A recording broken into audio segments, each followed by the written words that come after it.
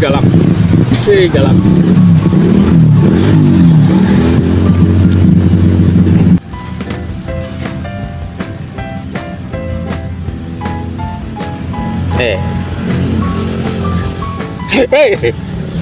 Galak.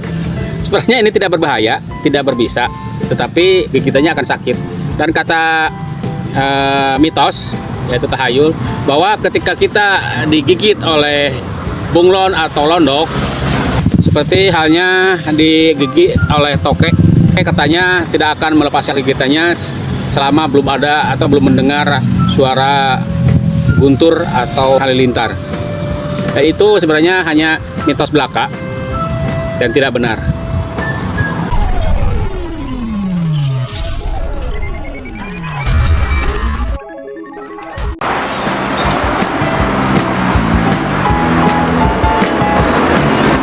Bunglon surai atau Bronchosella jubata adalah spesies kadal pohon dari suku Agamidae.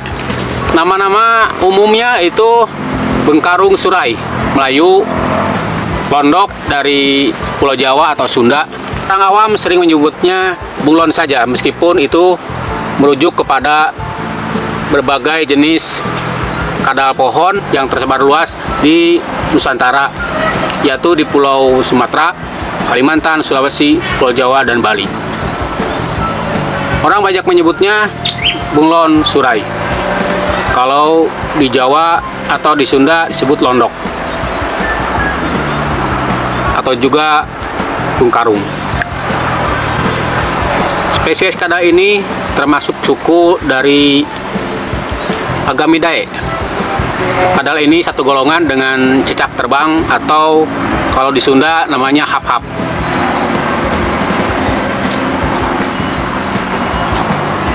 Bunglon surai atau londok mampu mengubah warna kulitnya yang disebut mimikri, yaitu untuk adaptasi atau kamuflase, dimana ketika dia sedang mencari makan atau menghindari predator atau pengganggu. Ketika dia berada di atas tanah, dia akan menyerupai, atau warnanya akan menyerupai tanah, yaitu kecoklatan. Dan ketika berada di atas pohon, dia akan merubah warnanya menjadi hijau seperti dedaunan. Bunglon surai berukuran 55 cm, meskipun sebagian besar panjangnya yaitu dari bagian ekor. Bunglon surai sering ditemukan di semak-semak, pepohonan pinggir kebun, atau di halaman rumah.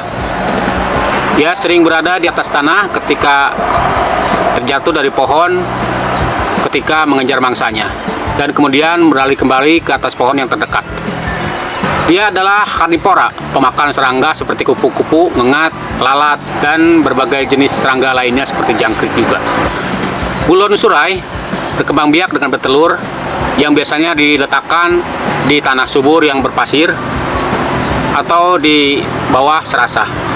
Induk bunglon surai akan menggali tanah dengan moncongnya ketika akan bertelur.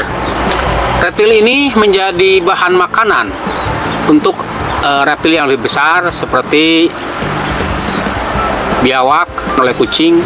Dia pun akan menjadi makanan ular. Di saat bunglon ini merasa terancam, kemampuan mimikrinya itu dari sebuah zat nanokristal yang berada di bawah kulitnya yang bisa memantulkan cahaya.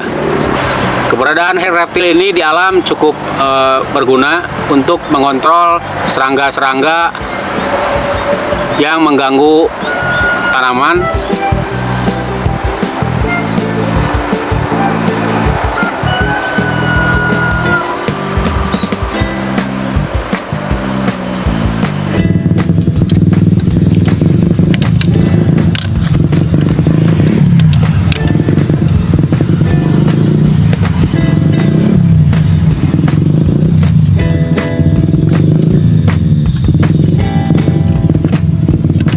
Dia cepat berlari.